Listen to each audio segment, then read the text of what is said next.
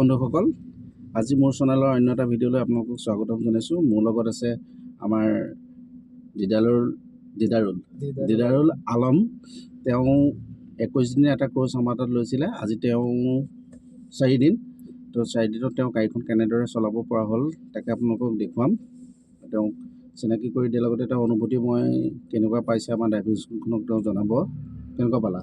বহুত ভাল পাইছোঁ। ভাল পাইছা? বহুত ভাল পাইছোঁ। মানে টাইমটো ৱেষ্ট হোৱাৰ নিচিনা লগা নাই নহয়। ইমান টকা পইচা দি পেলাই সময় এটা উলিয়াই পেলাই যে আহিছা, হয়, তেনেকুৱা হিচাপে তুমি ট্ৰেইনিংটো পাইছা?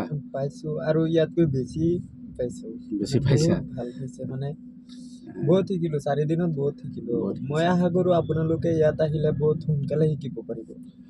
নতুন মানুহবিলাকক মানে নতুন যিসকল আহিবলৈ বিচাৰে তেওঁলোক আহিব পাৰে। হয়। তে বন্ধুসকল, মই ভিডিঅ'ৰ তলৰ ডেছক্ৰিপশ্যনত আমাৰ ড্ৰাইভিং স্কুলৰ লিংকটো আপোনালোকক দি থ'ম। আপোনালোকক যাক প্ৰয়োজন হয়, বিশেষকৈ যিসকলে নতুনকৈ গাড়ীখন চলাবলৈ বিচাৰে তেওঁলোকে আমাৰ ইয়ালৈ আহিব পাৰে। তেতিয়াহ'লে আমি চাওঁ আহক দিদাৰুলে চলোৱা বাকীখিনি কেনেকৈনো গাড়ীখিনি চলাইছে তাকে আমি আজি এই ভিডিঅ'টোতে উপভোগ কৰোঁ। ধন্যবাদ।